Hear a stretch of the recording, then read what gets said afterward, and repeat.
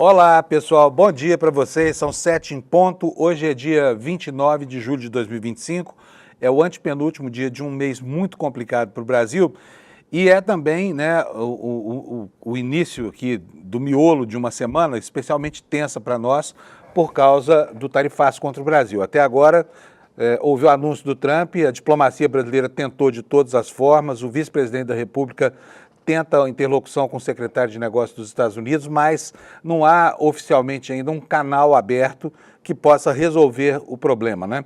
E o governo dos Estados Unidos parece não estar disposto a negociar nada, até porque não apresentou uma pauta de natureza comercial, já que, né, o problema é muito diferente daquilo que os Estados Unidos apresentam. Por exemplo, não dá para justificar a adoção de sanções, de penalidades contra um país que é deficitário na sua relação com os Estados Unidos, que é o caso do Brasil, né? O próprio presidente Lula vive citando que nos últimos 15 anos, com base em documentos do próprio governo dos Estados Unidos, nós ficamos em desvantagem de 410 bilhões de reais nessa relação bilateral. Pode até parecer absurdo, mas se há alguma lógica nessa história de tarifaço, tirando a questão ideológica, aí essa lógica daria ao Brasil o direito de aplicar sanções contra os Estados Unidos para equilibrar a sua balança comercial, para que a gente pare de ter prejuízo. Mas não é assim que os americanos veem a coisa e nós estamos ainda sem um canal de negociação aberto, apesar das várias iniciativas. Nesse momento tem uma comissão de senadores nos Estados Unidos,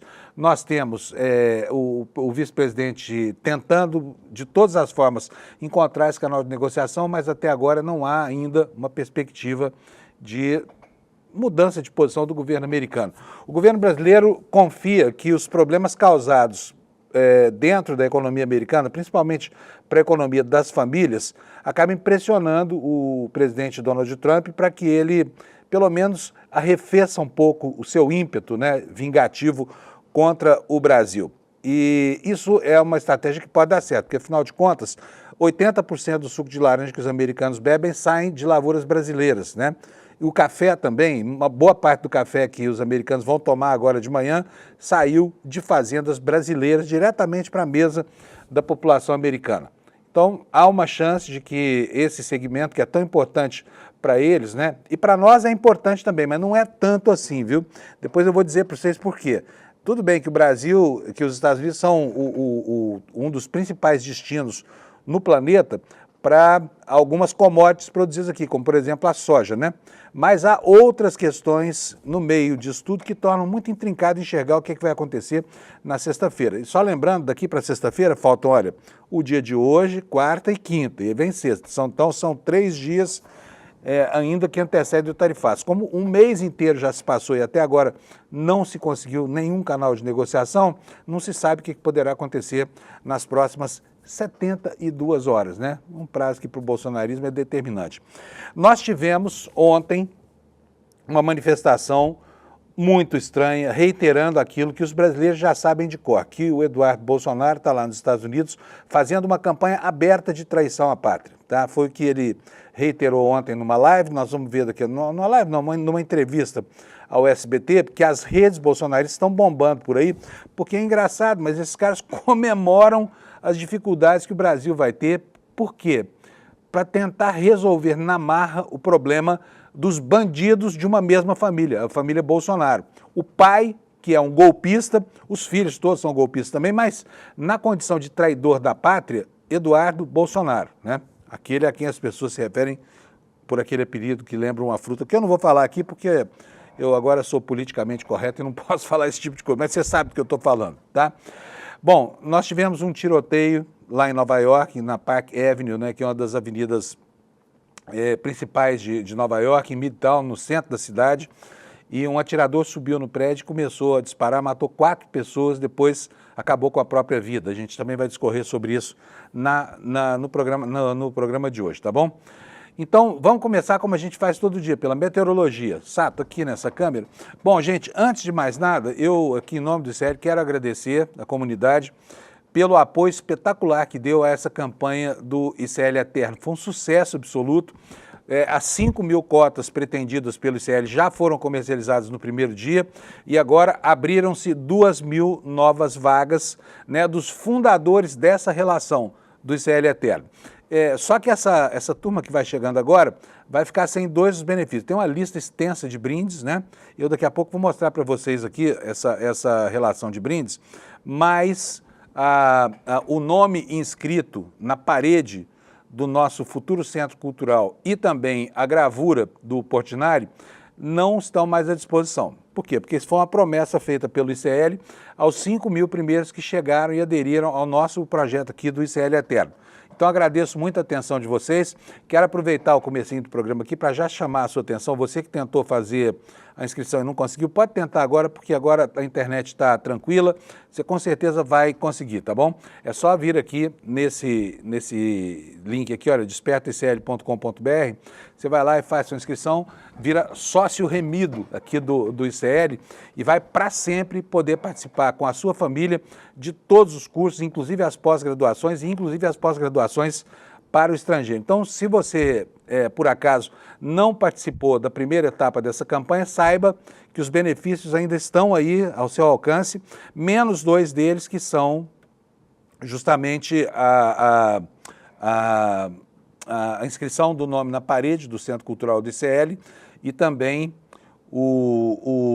a gravura do Portinari, porque essa gravura ela tem uma numeração sequencial, vai até 5.000 e acabou. Quem ganhou, ganhou, quem não ganhou, não ganha mais, né? É um belíssimo presente que o ICL está dando aqui para as pessoas que apoiaram de cara essa nossa promoção. Mas olha, tem muitos outros brindes. Eu quero que o Sato ponha minha tela no ar aí, porque eu vou mostrar para vocês. Olha só, quem chegar agora está ganhando. Não vai ter o nome na parede, não vai ter a gravura.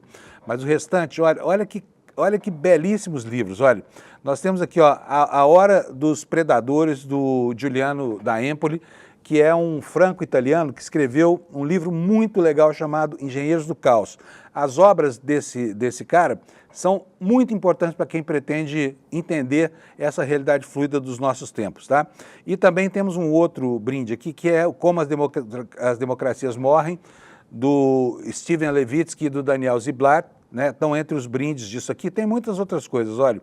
O Animal Social, do Elliot Aronson, Sustentabilidade e Cuidado, O Paradoxo da Escolha, do Barry Schwartz, né? Tudo isso aqui para que você venha fazer parte desse projeto que será o responsável nos próximos anos, entre outras coisas, e principalmente pela manutenção desse espaço dedicado ao jornalismo completamente livre e atrevido, até diria eu, que o ICL faz, tá bom?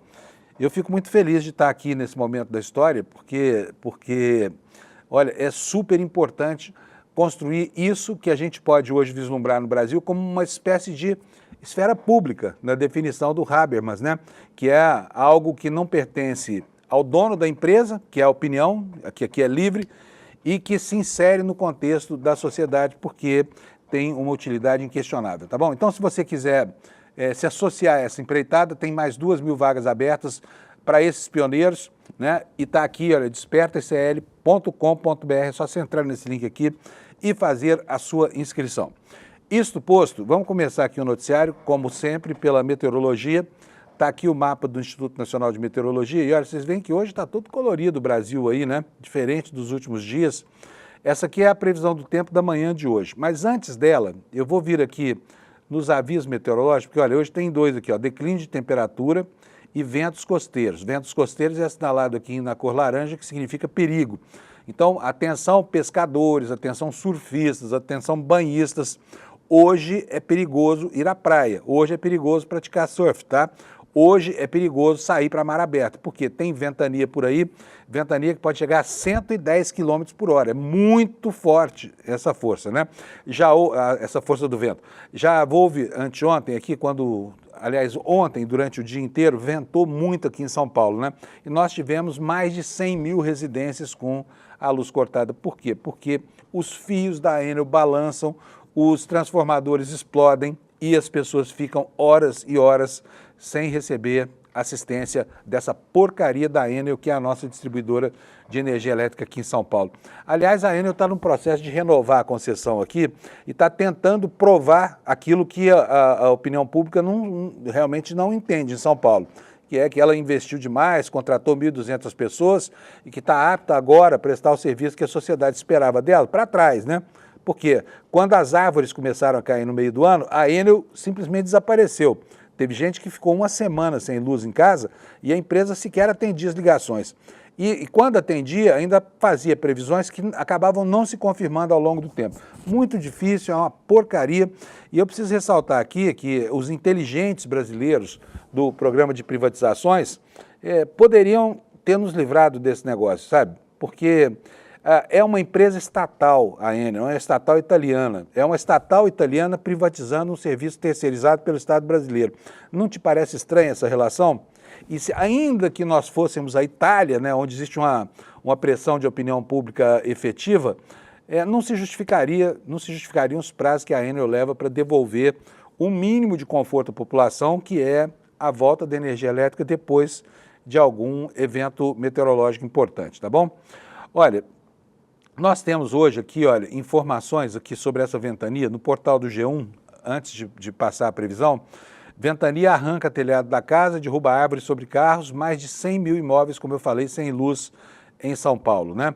Não tivemos ontem, tivemos uma chuva fraca, não tivemos aquelas chuvas torrenciais que começam aqui em setembro, mas tivemos uma boa chuvarada de manhã, depois o tempo abriu, o dia ficou bonito, né? Prenunciando a chegada do frio, né? O que diz essa matéria aqui, ó? Vídeos enviados para a Globo registraram o momento em que o telhado de uma casa foi arrancado em São Bernardo. Segundo o boletim da Enel de ontem, 19h41, 116.114 imóveis, 144 imóveis ficaram sem o abastecimento de energia em São Paulo, né? Às 18h11, portanto, uma hora e meia antes, eram 119.498, quase 120 mil domicílios sem energia elétrica, o que afeta uma população de cerca de 600 mil pessoas, tá? Vamos voltar aqui para o nosso mapa da previsão para a gente ver como é que está o tempo no Brasil. Olha, hoje, diferentemente dos dias passados, nós temos aqui só o centrinho aqui, olha, da pré-Amazônia, Amazônia Legal e o Cerrado Brasileiro, hoje livres de chuva, tá? O dia vai estar lindo nesses locais. Na faixa amarela mais escura existe aqui surgimento de nuvens, né? E nessa faixa verde aqui, chuva. Teremos também declínio da temperatura, olha, chuvas, muitas nuvens concentradas aqui no litoral do Espírito Santo, no litoral do Rio de Janeiro, e aqui no Rio Grande do Sul, olha, o sol voltando, mas com temperaturas invernais, né? A mínima durante a madrugada em Porto Alegre foi de 10 graus, a máxima será de 15 graus. Em Florianópolis, muitas nuvens com 17 graus de máxima, dia frio, 13 graus de mínima. Curitiba, capital mais fria do Brasil, fazendo jus aqui ao bordão. Por quê? Nuvens, temperatura máxima de 15, agora sabe qual foi a mínima durante a madrugada lá? 5 graus, está congelando lá. Então o paranaense sai de casa bem agasalhado aí, porque hoje vocês não vão ver calor nenhum. E aqui em São Paulo, a mínima foi de 10 graus Celsius durante a madrugada, a máxima será de 18 graus, um dia que todo mundo vai ficar com os casacos o dia inteiro. Como eu disse lá no Rio de Janeiro e no Espírito Santo, do Rio até a Vitória, ocorrência de chuvas e de nevoeiro, né? Por isso aqui o mapa do INMET colore essa parte do território com a cor cinza, né? Recomendando aqui que fiquem longe das praias, porque vai ter ondas gigantes e tudo mais, tá bom? Vamos ver qual é a temperatura em Campo Grande. Campo Grande também fria pra caramba, 20 graus de máxima, 10 graus de mínima durante a madrugada. Belo Horizonte com 26 de máxima, quentinho, né, e 16 de mínima, portanto a capital dos mineiros está fora dessa friaca toda. Goiânia, temperatura variando de 16 a 30 e Brasília de 14 graus a 30 graus Celsius. Essas são as informações da meteorologia. Vou começar contando para vocês, vou abrir aqui antes mesmo do ICL, uma página do New York Times, está em todos os jornais americanos. Mais uma vez aconteceu um tiroteio por lá, sabe? Um atirador entrou num prédio na Park Avenue, né, que é uma avenida muito importante, e disparou do alto do prédio, matou 4 pessoas, depois colocou fim à própria vida. O que aconteceu dessa vez? Olha, era um homem que vinha de Las Vegas, 4 dias de viagem de carro até chegar a Nova York. Ele veio trazendo o fuzil, o AR-15 que usou nesse atentado, e muito determinadamente, ele chegou até esse prédio na Park Avenue, é um prédio que pertence a uma família de aristocratas americanos, e começou a disparar, matando 4 pessoas. Vou ler para vocês aqui a primeira notícia, olha, o atirador da Park Avenue cruzou o país inteiro antes do ataque, né? E a polícia diz que ele tem um histórico de doença mental. E aqui eu vou fazer uma ressalva, porque semana passada eu já fui objeto de uma demonstração de vocês, e vou dizer que a doença mental não explica uma conduta criminosa, tá? Não estou responsabilizando aqui o que vai na cabeça desse cara pelo que ele fez. Mas, né, isso para não criar um estigma aqui com relação à doença mental. Mas parece muito claro que esse homem tinha diagnosticado um quadro de transtornos severos e que pode ajudar a entender o comportamento efetivamente durante esse ataque que fez, né, colocando fim à vida de 4 pessoas e a sua própria 5 mortos nessa tragédia, né? Isso hoje é o assunto que está na manchete de todos os jornais dos Estados Unidos. Provavelmente a gente volta a falar mais sobre esse atirador da Park Avenue, tá bom? Vamos agora para os destaques no site do ICL, iclnoticias.com.br. Está aqui, olha, a nossa manchete principal mostra a foto desse lesa-pátria horroroso que lá nos Estados Unidos faz a mais insidiosa e mentirosa das campanhas, tentando travar o Brasil para livrar o pai dele da cadeia. E aqui eu fico pensando na natureza da relação que une pai e filhos nessa família, porque é uma relação absolutamente anômala, né? O que os filhos e o pai fazem uns pelos outros é algo inacreditável. Não é nada saudável do ponto de vista da organização de uma família normal. Eu tenho certeza absoluta que na sua família, esse tipo de transtorno aí provocado pelo Eduardo Bolsonaro, lá no exterior, tudo isso não aconteceria. Na minha, tenho certeza que não aconteceria. As nossas famílias têm gente de tudo quanto é jeito, né? Vocês sabem, as famílias vistas de perto são um saco de gatos. Mas a família Bolsonaro é pior ainda. E por que aparece a fotografia desse sujeito com a legenda aqui, com o emblema Inimigos do Brasil? Eu vou ler e depois vou mostrar para vocês aqui uma declaração que estava rodando pelas redes bolsonaristas, uma entrevista para o SBT, tá bom? Vamos ver o que diz aqui a nossa manchete, que categoriza este sujeito como lesa-pátria, né? Lesa-pátria na sua campanha contra os Estados Unidos. Um dia antes do início da agenda oficial da comitiva de senadores brasileiros nos Estados Unidos, o deputado federal licenciado, não é mais licenciado, tá? Acabou a licença dele, ele agora é deputado ausente. Ele declarou ser contra a visita dos senadores e afirmou que está trabalhando para impedir que os parlamentares consigam estabelecer algum diálogo com as autoridades norte-americanas. Declaração dada, como eu já falei, ao SBT News no domingo, 28, está reverberando até agora, como a gente não mostrou ontem, vou mostrar hoje para vocês, tá bom? O Eduardo fez essa declaração logo depois de ter participado de um evento da Cúpula Conservadora do Brasil na internet. Evento realizado em Miami com presença majoritária de brasileiros que vivem lá nos Estados Unidos.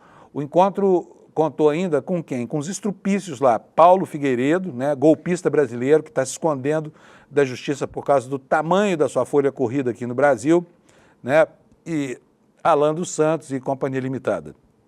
Durante essa entrevista, o deputado criticou a missão de 8 senadores brasileiros. Olha só como é que é a coisa. É óbvio que ele está lutando pelo contrário, mas as manifestações dele tornam essa participação inequívoca, a ponto de a gente ficar aqui pensando que um dia esse cara vai tentar voltar para o Brasil. O que ele vai fazer nos Estados Unidos? Vai fritar bife de hambúrguer lá na chapa? Porque está com as contas bloqueadas, né? Ele disse que a mulher também estava, mas o Supremo Tribunal Federal disse que não está, tá? Não está a mulher dele não está com conta bloqueada, não. Mas vamos lá. Durante a entrevista, o deputado Eduardo Bolsonaro criticou a missão de 8 senadores brasileiros que nesta semana cumprem a agenda de 3 dias em Washington para buscar reverter as medidas comerciais e diplomáticas tomadas pelos Estados Unidos contra o Brasil. Por exemplo, como a suspensão dos vistos das autoridades brasileiras. Vocês já repararam, inclusive, que ninguém está se importando muito com isso, né? Me parece que nenhum dos ministros tinha agenda por lá ou queria levar, sei lá, os netos na Disney, nada disso. Então, esse é um prejuízo de menor monta, mas não de menor gravidade, porque isso diz respeito à lesão de um direito estabelecido na Constituição e mais grave ainda, né? É um desacato severo à Suprema Corte do país, que esse sujeito que está aqui na foto, chamado Donald Trump, famoso Taco, esse cara quer impor ao Brasil, quer terceirizar o golpe que o Bolsonaro não conseguiu dar e obrigar o Lula a fazer aquilo que ele não fez, né? Que o Bolsonaro não fez, que é conseguir que as Forças Armadas tomassem o país para a instauração de uma ditadura militar. Aqui prossegue a nossa reportagem. Para Eduardo Bolsonaro, o problema entre os dois países vai muito além das questões comerciais, envolve uma crise institucional no Brasil. Ele acusou o Supremo Tribunal Federal, especialmente o ministro Alexandre de Moraes, de conduzir o Brasil de forma autoritária, que o Brasil tem tido a síndrome de avestruz, colocando a cabeça embaixo da terra. E disse mais, né, nos absurdos que essa mente doente formula, ele diz o seguinte: o Trump não está atacando a soberania do Brasil. Tá não, Eduardo, não está não. Ele está defendendo a soberania dos Estados Unidos. Claro que é, óbvio, todo mundo está vendo isso, né, Eduardo Bolsonaro? Enfim, vamos ver esse trecho? Eu vou pedir para o Sato aqui, o nosso diretor, colocar para a gente. É meio de embrulhar o estômago, viu? Mas, em todo caso, eu sei que você terá um dia longo pela frente, isso te dá um argumento para enfrentar aquele colega bolsominion que senta do seu lado na sua baia no trabalho, tá bom? Vejam só o absurdo que Eduardo Bolsonaro cometeu, né? Eduardo Bolsonaro, aquele que as pessoas se referem jocosamente como bananinha, termo que eu não falo mais porque é preconceituoso. Mas vai lá, Sato, roda para nós o VT, por favor. Ignora a questão mais básica, que é a questão da crise institucional. Com o que o Trump abriu a carta dele? Jair Bolsonaro, seus apoiadores e seus familiares, a perseguição. E eu trabalho para que eles não encontrem diálogo, porque eu sei que vindo desse tipo de pessoa, só haverá acordos daquele tipo meio termo, que não é nem certo nem errado. Eu sei o que é certo. Ele sabe o que é certo. Então, faça-se sua vontade do Delfim dos Bolsonaro, que está lá traindo a pátria nos Estados Unidos, né, mobilizando o governo fascista daquele país contra a população brasileira. Porque aqui a treta é entre um tribunal que julga aquilo que a Procuradoria-Geral da República avança, né? E o Eduardo Bolsonaro quer que prevaleça a razão dela. Não, eu sei que é certo, então está tudo bem. Beleza, faça-se o que na opinião dele é certo. Mas nós temos essa comitiva lá nos Estados Unidos de 8 senadores tentando de todas as formas encontrar espaço na agenda política em Washington, principalmente junto ao Partido Democrata, que se opõe ao Trump, para tentar reverter a situação esdrúxula que esse governante criou para nós aqui no Brasil, tá?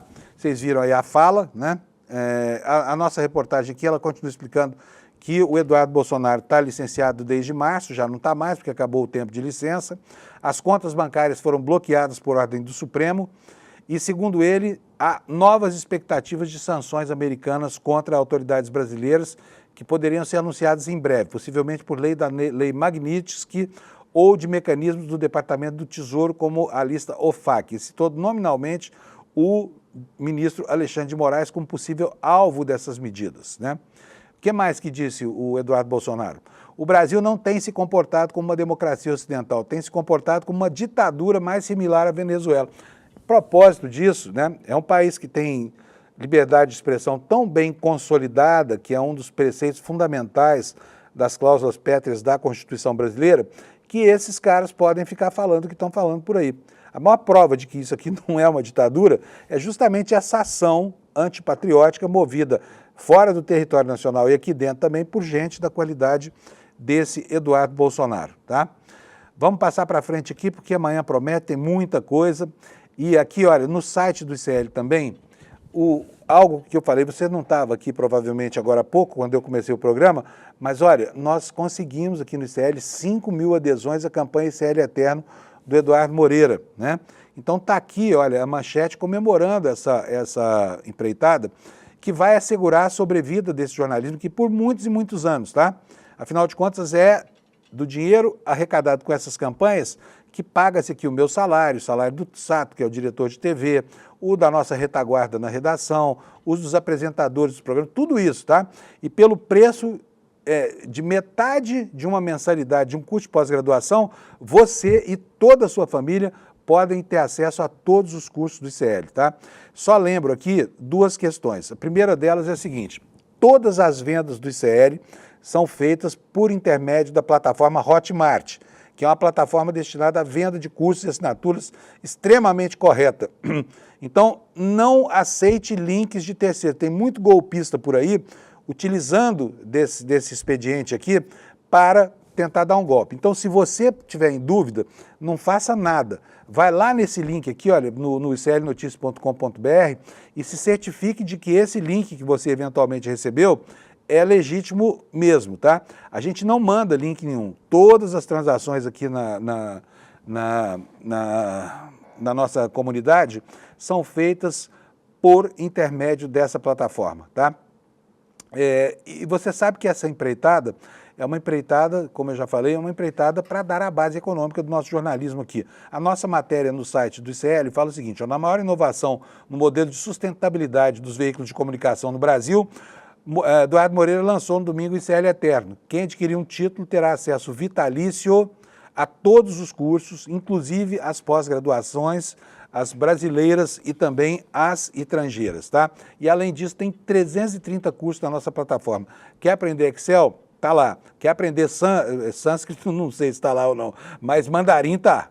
Mandarim tá. Italiano tá, inglês tá, tem tudo que você quer. 330 cursos disponíveis para todo mundo da nossa comunidade e especialmente para aqueles que vierem por meio dessa campanha do ICL Eterno, esses terão acesso a tudo. Dá para planejar uma vida em que você não descansará. Você fará um curso desse por mês e você terá cursos até o fim da sua vida, tá bom? Aqui, olha, a foto da maquete do Centro Cultural do ICL, né? Um projeto de Oscar Niemeyer e, enfim, isso aqui já está assegurado pela participação voluntária de vocês, tá bom? Agradeço, então, em nome do ICL. Vamos prosseguir aqui com o noticiário, falando mais sobre o tarifaço. Temos essa manchete aqui ainda no site do ICL, olha, o plano para amenizar os efeitos do tarifaço de Trump já foi apresentado ao presidente Lula. Segundo o ministro Haddad, o Brasil não vai sair da mesa de negociações, não vai encerrar o diálogo. A matéria nos diz o seguinte, o presidente Lula recebeu nessa segunda 28 o plano de contingenciamento para ajudar empresas afetadas pela tarifa de 50% aos produtos brasileiros que foi imposta pelos Estados Unidos. Quem anunciou foi o Haddad.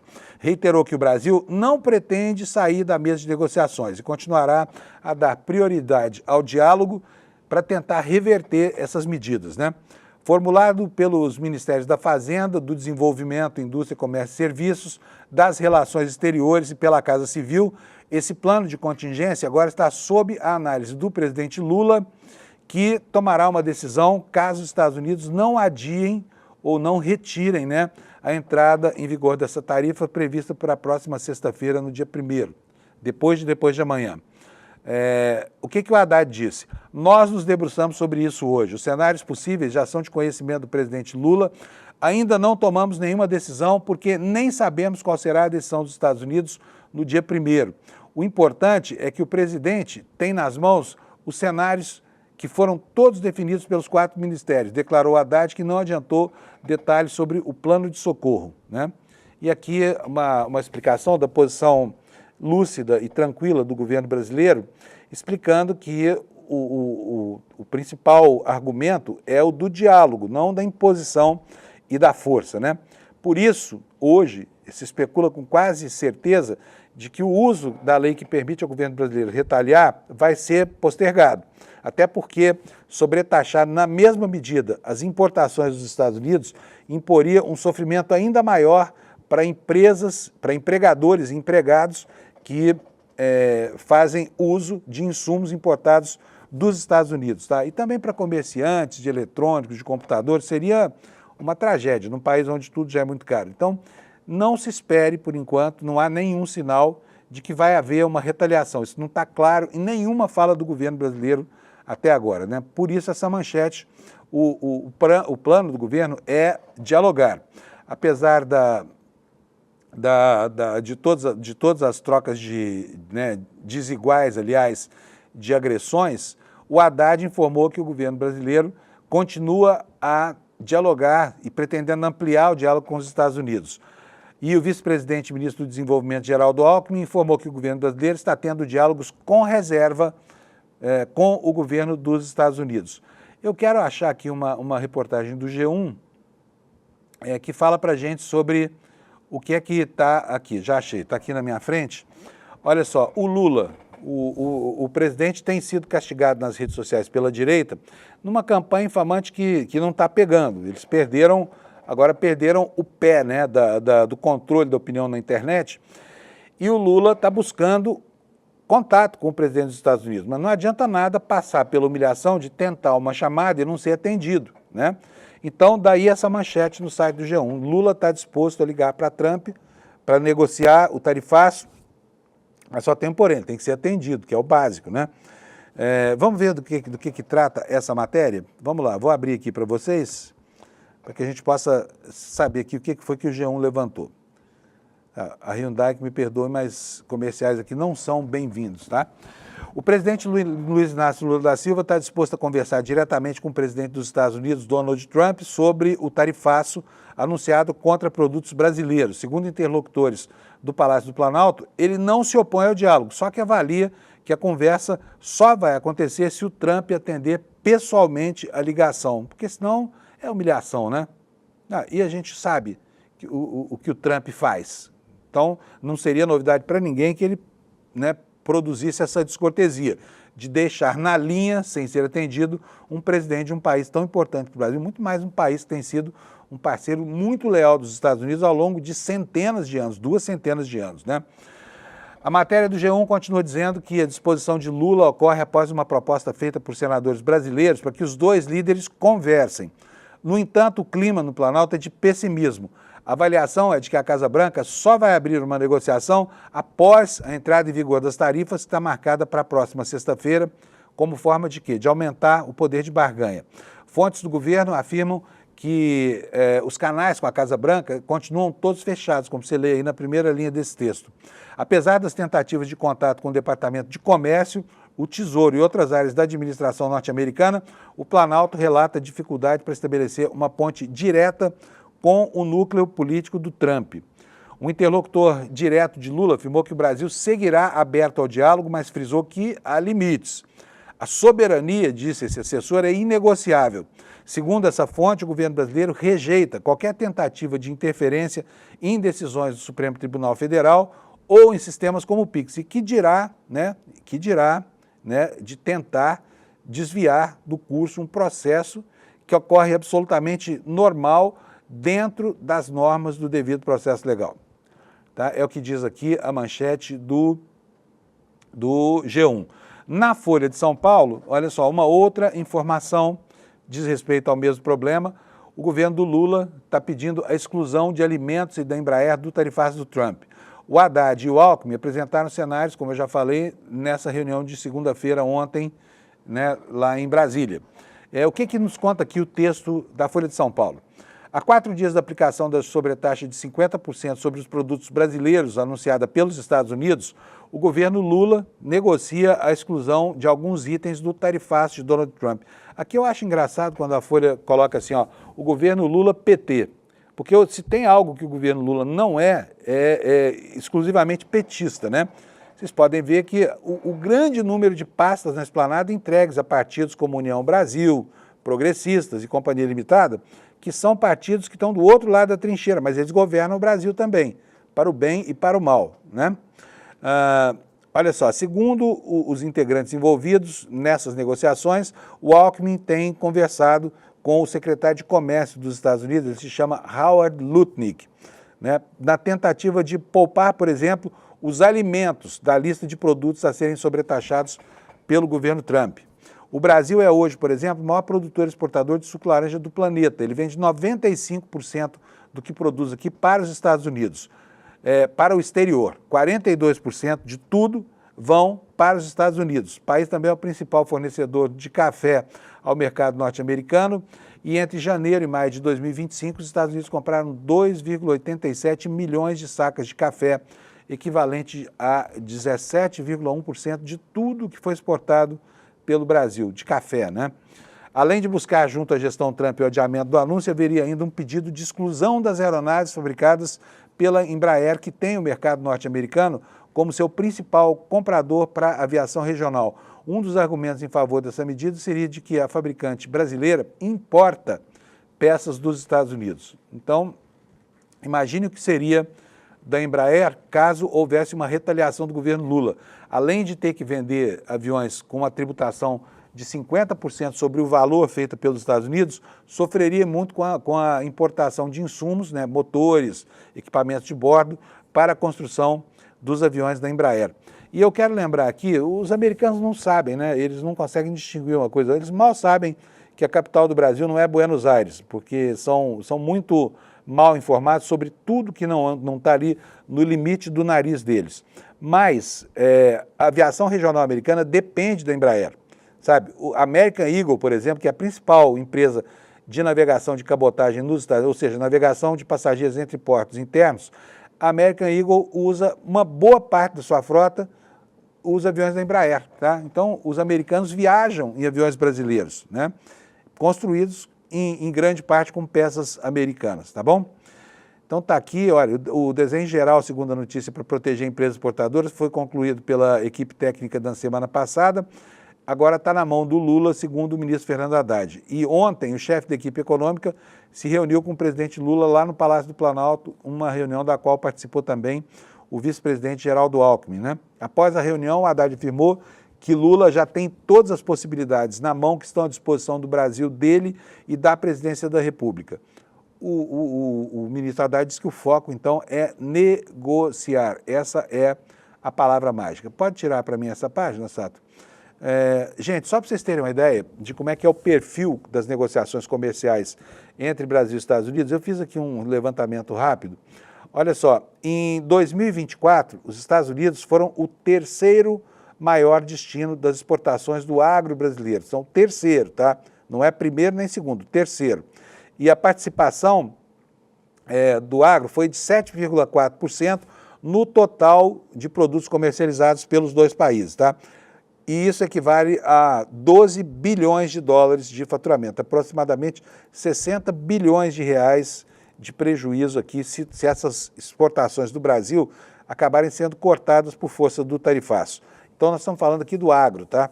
O agro tem nos Estados Unidos um destino importante, mas as exportações do agro não são tão significativas assim para a nossa balança comercial. É algo que dá para tocar, vai ser pior para os americanos do que para o Brasil, tá? A Embraer, aproximadamente 30% da receita de exportações da Embraer vem lá dos Estados Unidos, ou seja, de cada 10 aeronaves fabricadas aqui no Brasil, com peças americanas, né, e de outros países também, 3 deles provêm dos Estados Unidos, tá? Então, de cada 10 aviões, 3 são vendidos para os Estados Unidos. E outras fontes indicam que os Estados Unidos respondem por 45% das exportações de jatos comerciais e 70% dos jatos da empresa, da Embraer. Esse é o perfil da relação entre Brasil e Estados Unidos. Também estamos buscando caminhos alternativos para esses produtos. Um dos casos mais graves é o caso da produção de manga, que está apodrecendo já nos pés, né, que tinha destino certo no mercado americano, mas é uma fruta que é altamente perecível. Então, se você desviar a rota de um navio, por exemplo, que está levando essa carga para a América, mandar ele lá para a Ásia, por exemplo, a manga vai chegar ruim. Então, é algo que precisa de solução, e não há solução no horizonte ainda. Mas temos aqui no Valor Econômico, essa manchete que nós vamos mostrar para vocês aqui, olha, a economia da Argentina, por exemplo, está melhorando, né? E aí, a despeito da rivalidade ideológica entre Lula e Milei, nós temos uma melhora nessa relação comercial, né? Aqui a manchete do Valor Econômico está dizendo que a Argentina está reabrindo o mercado para o Brasil.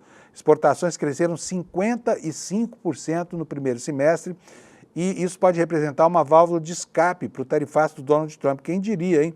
Nossos irmãos tão refratários aqui ao Brasil, né, que movem uma disputa ideológica gigante contra nós, sendo aí a nossa alternativa para esse momento, comprando os nossos produtos. O que nos diz o Valor Econômico? A ligeira melhora econômica obtida pelo governo de Milei e a valorização, em alguma medida artificial, do peso, tem impulsionado a retomada das exportações brasileiras para a Argentina. O movimento traz um alento ao setor externo brasileiro, que sofre com preços mais baixos de commodities e também com incertezas nas relações comerciais com os Estados Unidos.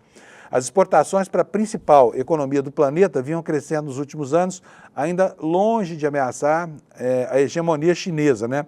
Mas devem sofrer um baque com cada vez mais possível início das tarifas de 50% para produtos brasileiros anunciada lá pelo presidente Trump. Embora a pauta de exportações brasileiras para ambos os países tenha perfil menos dominados por commodity, com maior presença de produtos de maior valor agregado, economistas se dividem sobre a capacidade da Argentina de absorver parte da produção que normalmente seria direcionada para os Estados Unidos. Mas, entre janeiro e junho, as exportações da Argentina somaram 9,12 bilhões de dólares, e isso representa uma alta de 55% em relação ao mesmo período, dados compilados pela Secretaria de Comércio Exterior, a SECEX, do Ministério do Desenvolvimento lá do Alckmin, tá bom? Então, olha, nós temos aqui um mapinha dizendo aqui, ó, da retomada das exportações para a Argentina, né? Aqui, nessa linha vermelha, nós temos a China, como se vê, olha, a China bamburrou com essa crise, né? 2019 até 2024, ela vinha crescendo e agora em 2025 ela caiu um pouco, voltando aos níveis lá de 2021. Bom, isso posto, vamos para a próxima notícia aqui. Olha aqui, olha, manchete do Valor Econômico também. Lula está pedindo diálogo sobre tarifaço e defende a soberania em relação aos minérios. Por quê? Você sabe que o interesse dos Estados Unidos por terras raras é um interesse declarado, né? E aqui há uma outra questão que tem sido colocada de maneira imprópria, de maneira inadequada. Eu vou explicar para você, porque assim você pode explicar para todo mundo que vier falar sobre essa bobagem. Nos tempos do Bolsonaro, o nióbio, que é um mineral raro no mundo, mas muito comum aqui no Brasil, especialmente na região dos Seis Lagos, lá na Amazônia, esse nióbio foi alvo de um fetiche conspiracionista, que nasceu em boa medida da caserna. Eu mesmo, como repórter, tentei entender o problema, porque o nióbio tem uma importância retórica muito grande, mas ele tem uma influência ridícula na pauta de exportações, não só do Brasil, mas também do mundo inteiro. Sabe como é que funciona o negócio do nióbio? Ele é usado para fortalecer as ligas de aço, só que é uma pitadinha de nióbio em cima de uma banheira de ferro fundido para fazer esse aço com liga de nióbio, tá? O mundo consome bilhões de toneladas de minério de ferro, mas só consome 120 mil toneladas de nióbio, que não é quase nada, tá? Então, é um mineral muito abundante no Brasil, cuja necessidade é pequena. Toda vez que alguém vier falar para você, o Brasil tem 90% do nióbio do mundo, a Austrália é um pequeno produtor, tal lugar... mas o problema é o seguinte, o nióbio não precisa de grande escala de produção. Por quê? Porque usa-se pouco para fazer ligas de aço. Então, qualquer pequena quantidade, e aqui nós estamos falando de pequenas quantidades, em relação ao número gigante, por exemplo, das exportações de minério de ferro. Estou aqui até perguntando aqui para o nosso guru aqui, para o ChatGPT, quanto é que o Brasil exporta de minério de ferro, para a gente ter uma ideia da importância do nióbio, tá? Para os Estados Unidos. Olha aqui a pergunta que eu fiz para ele aqui, ó. O Brasil exporta quanto de nióbio para os Estados Unidos? Exporta uma quantidade significativa de produtos siderúrgicos, incluindo ferro e aço, mas não é o principal produto de exportação do Brasil. O petróleo bruto ainda é o principal produto na nossa pauta de exportações. Longe de ser o nióbio, um mineral de importância estratégica, só que precisa de pouco. O Brasil tem muito, mas quando a oferta é muito grande, a procura é muito pequena, como você sabe, né?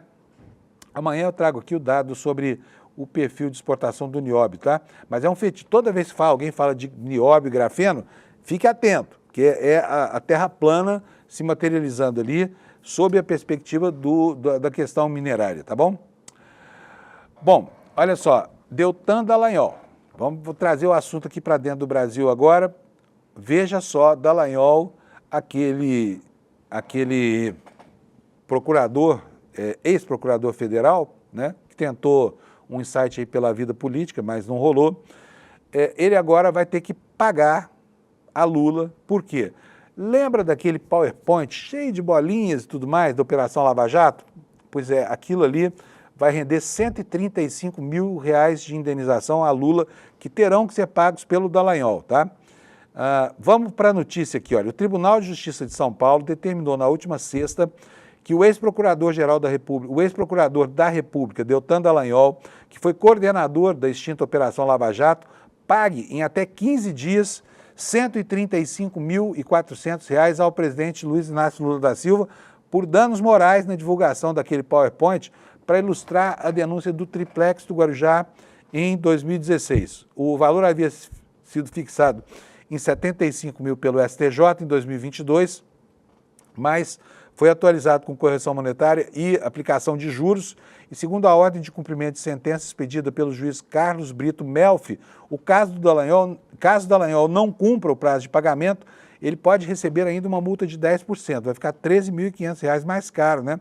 Além de ter que pagar sucumbência, honorários advocatícios de 10%. Aqui está no site do Estadão a foto do momento em que Dallagnol, sem entender o que o futuro reservava a ele, né, apresentou para a opinião pública. Olha só, isso aqui é o conjunto de indícios que segundo ele, levavam ao presidente Lula, né?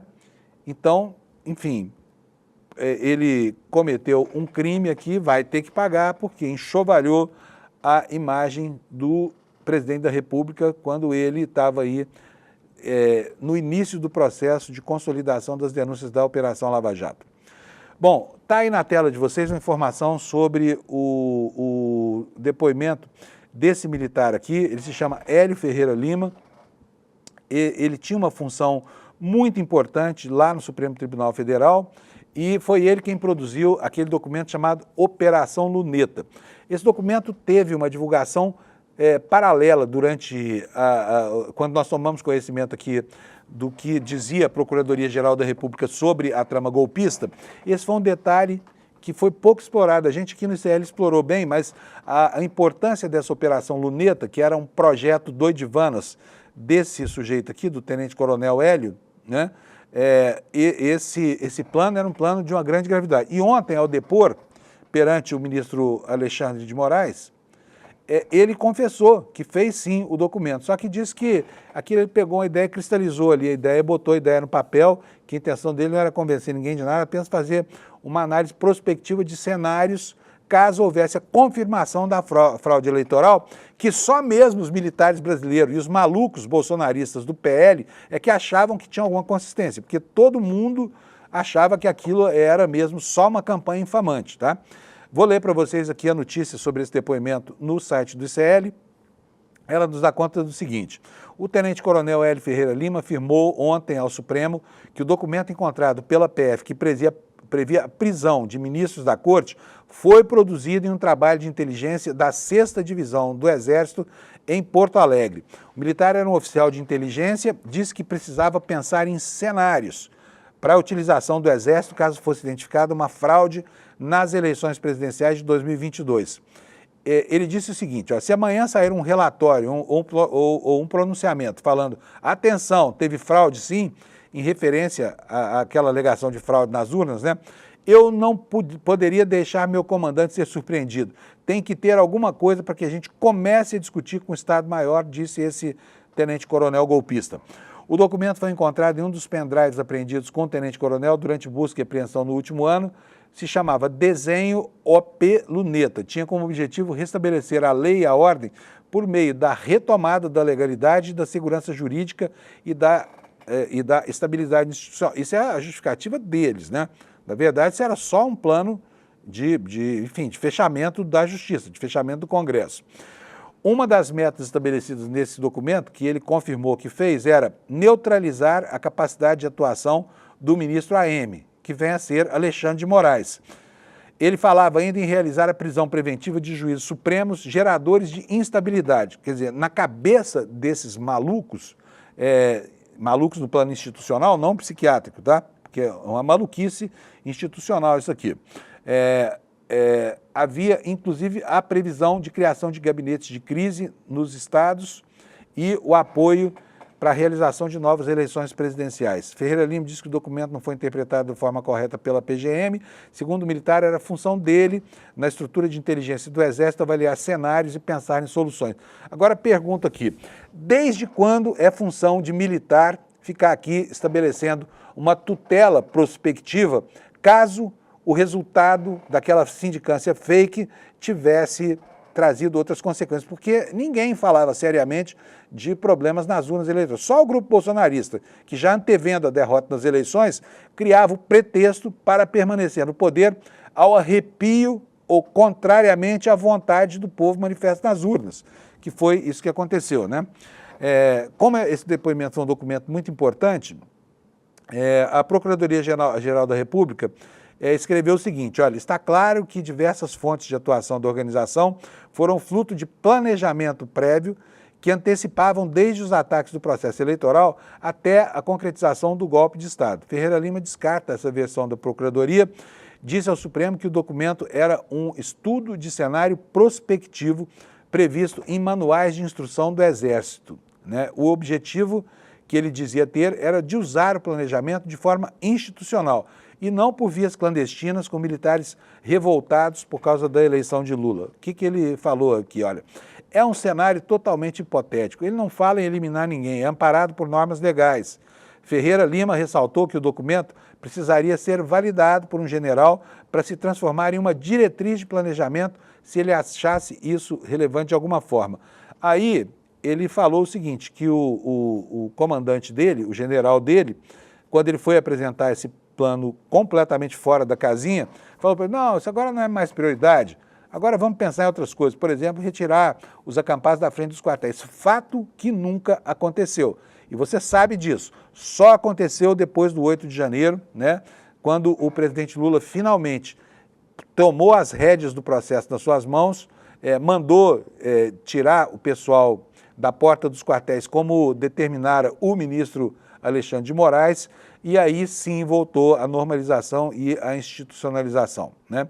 Bom, só mais uma coisa sobre esse tenente-coronel Hélio, ele também se encontrou com aquela turma que estava na casa do Braga Neto, naquele converscote que eles chamam de uma reunião entre amigos, amigos que nem se conheciam, tá? E onde foi feita, inclusive, né, a destinação de uma embalagem de vinho cheia de dinheiro com R$100 mil, que foram dados aos kids pretos, que vieram lá de Goiânia, para perpetrar as suas ações terroristas em Brasília. Você há de se lembrar aqui, do Plano Punhal Verde e Amarelo, que tem uma conexão com essa Operação Luneta, os agentes estavam dispostos, já preparados para deflagrar a ação e prender o ministro Alexandre de Moraes em locais estratégicos por onde ele sempre passava quando foi abortada. Não se sabe até hoje por qual motivo, tá? Gente, são 7h53, tem tanta coisa para falar aqui, eu não poderia encerrar o programa sem que a gente falasse sobre os ataques covardes, brutais, que Israel faz contra a população civil em Gaza. E agora, a única igreja da faixa de Gaza foi destruída por Israel, que alegou que houve um erro, né? Eles têm cometido erros sucessivos assim, então esse foi apenas mais um erro. Você explodiu uma igreja, matar quem estava dentro, feriu o padre responsável por ela. A única igreja acabou acendendo a luz vermelha nas relações, por exemplo, entre o Vaticano e o governo do Netanyahu, né? Por isso essa fotomontagem aí na capa do nosso site, onde o primeiro-ministro israelense aparece ao lado do Papa Leão XIV. Reportagem é da agência pública, ela nos conta que o ataque das forças israelenses ao único templo católico da faixa de Gaza, a igreja da Sagrada Família, deixou, olha só que coisa mais funesta, 3 mortos, 11 feridos e uma pessoa, e mais uma ferida, e essa ferida que é uma ferida de caráter humanitário, a cicatrizar-se. Em uma guerra, quando locais considerados sagrados são transformados em alvo, o simbolismo transcende as esferas da diplomacia e da humanidade. As primeiras consequências foram vistas quase que imediatamente. Se o Papa Leão XIV estava medindo palavras para cobrar o fim do conflito entre Israel e Hamas, seus passos foram mais incisivos nos últimos dias. Na manhã do último dia 18, ele telefonou para o patriarca de Jerusalém, é o cardeal Pier Battista Pizzaballa, que inclusive era um das puris de 10 para esse papado, né? E em seguida, a igreja comandada pelo cardeal Pizzaballa conseguiu entrar na faixa de Gaza levando centenas de toneladas de alimentos para os famintos lá que o Estado de Israel está matando de fome, né? Olha, nesse ataque à igreja, um dos feridos foi o pároco da igreja. É um sacerdote argentino chamado Gabriel Romanelli. Ficou conhecido principalmente porque desde o início da guerra recebia todas as noites uma ligação do Papa Francisco para saber como é que estava a situação ali. Tem uma outra notícia muito interessante aqui que eu quero mostrar para vocês. Essa notícia também está no jornal The Washington Post. Eu separei aqui para a gente ver. Olha, são duas matérias muito interessantes de ver. A primeira delas não foi publicada ontem, mas está lá no site do Washington Post. Eu vou mostrar para vocês aqui o segredo da Volkswagen. Eu não conhecia essa história, tá? Uma fazenda no interior da Amazônia que na década de 70 tratou trabalhadores como serviçais escravizados. E sabe de quem era essa fazenda? Da Volks, né? A Volks, empresa que já admitiu e até se desculpou por ter apoiado a ditadura brasileira, agora nós ficamos sabendo que ela tinha em plena Amazônia, lá no norte do Tocantins, uma base que era uma fazenda de criação de gado, né, que escravizava trabalhadores nos anos 70, quando os governos da ditadura se puseram a colonizar, meio que na marra, a floresta amazônica, trazendo os problemas que até hoje existem por ali, né? Temos uma boa notícia aqui sobre registros de armas. Ela é boa, mas não é ótima. Por quê? Porque tem muita arma ainda nas mãos de gente que provavelmente não hesitaria em usá-las contra, né, os seus alvos políticos, mas o governo Lula já conseguiu reduzir os registros, só que os caras ainda têm 1,5 milhão dessas armas nas mãos, ou seja, eles são maiores em número do que as Forças Armadas brasileiras, né? E a matéria nos diz que a política de desarmamento, que era a principal bandeira do governo Lula durante a gestão de Flávio Dino no Ministério da Justiça, agora teve o seu foco mudado para a PEC da Segurança Pública, mas ainda assim a quantidade de armas restritas diminuiu um pouco. Por quê? Por causa da dificuldade do registro, né? Olha, no primeiro dia, diz aqui a matéria, o governo Lula foi iniciado o revogaço, lá desde o primeiro dia. Desde 1º de janeiro de 2023, Lula determinou várias medidas para o controle efetivo das armas. Suspendeu a aquisição de armas pelos CACs, limitou a quantidade de armas e munições de uso proibido, concessão de novos certificados para a categoria, registros de clubes de tiro, definiu que o Estatuto do Desarmamento teria uma nova regulamentação, determinou a criação de um grupo de trabalho para regular as medidas em 60 dias, tá? No finalzinho, tem mais um minutinho, outra matéria aqui do Washington Post. Hoje eu li o jornal, com muito gosto, né? É uma matéria que fala sobre o que está acontecendo nas acomodações destinadas aos participantes da COP30, que vai acontecer lá em Belém do Pará, e está o maior problema com esse negócio das acomodações, porque a cidade não proveio a estrutura necessária e agora faltam vagas, né? E os jornais americanos estão trazendo aí essa visão impressionante. Eles descobriram que os motéis, que no Brasil são, né, casas de encontros entre casais e tudo mais, é que vão prover uma boa quantidade das vagas. Só que os motéis estão cheios de coisas eróticas, né? Banheiro em forma de coração, espelho no teto, enfim, toda aquela parafernália para que os casais se encontrem ali, tenham seus momentos de deleite, né? Ali naquele. Só que agora, para receber as autoridades americanas, os motéis estão passando por pequenas reformas, tá? Pequenas reformas para quê? Para garantir que os visitantes... Olha aqui, ó, tá aqui não é no Washington Post, é no New York Times, tá? Olha só, o que diz a manchete? Sato, põe no ar para a gente, por favor. Olha, barras de polidense e paredes pintadas com emblemas de oncinha.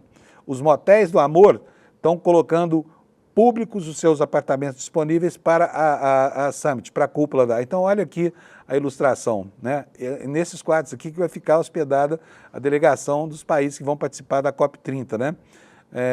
E aí a correspondente do jornal no Brasil, Ana Ionova, ela descreve esses quartos de motel de maneira muito curiosa, tá? Vai ter gente que vai chegar aqui e vai encontrar beliche em motel. Isso é uma coisa absolutamente inusitada no Brasil. Pessoal, de novo, vamos falar aqui, estamos no finalzinho. tivemos sucesso absoluto na campanha ICL Eterno. Vou até mudar a câmera aqui para o Sato mostrar para a gente aqui atrás. Olha só, foram 5 mil vendas que já aconteceram. E essas 5 mil vendas foram muito rápidas. O ICL, então, para acolher aqueles que querem participar, que querem virar sócios eternos, sócios remidos eternos aqui do ICL, com direito à venda do título depois e com direito ao usufruto de dezenas de brindes, livros maravilhosos, tudo isso que acompanha essa promoção, as pessoas pediram para abrir mais vagas. Nós abrimos mais 2 mil vagas para esse movimento de chegada aqui, tá bom? Então, se você não conseguiu participar do ICL Eterno ainda, entra aqui no despertaicl.com.br, assista a palestra que o Eduardo fez aqui apresentando seus produtos, faça sua inscrição e aí você vai receber, olha, todos esses brindes que estão aqui, olha, são 10 livros, né? Excelentes, de autores contemporâneos muito legais, tá? A diferença é que, desta vez, não haverá a gravura do Portinari, porque são só 5 mil cópias reprográficas, e também não haverá inscrição de quem entrar agora nas placas que vão ficar nas paredes do Instituto Cultural do ICL, tá? Então, despertaicl.com.br, vai lá, dá uma olhada, se você gostar, adira a essa campanha e você será para sempre um financiador da nossa atividade aqui no ICL. Boa terça-feira para vocês, a gente se encontra aqui amanhã às 7 para repassar o mundo nas próximas 24 horas. Tchau, bom dia, obrigado pela sua audiência. Título ICL Eterno, o documento que te comprova o seu vínculo vitalício com a maior comunidade de conhecimento independente do Brasil. Acesso ilimitado a todos os cursos e conteúdos. Participação vitalícia em todas as novidades que o ICL lançar. Apoio na construção dos nossos sonhos. Seu nome eternizado como apoiador do ICL. Não é assinatura, não é renovação. É conhecimento para você e para sua família para sempre. ICL Eterno, porque o conhecimento liberta para sempre.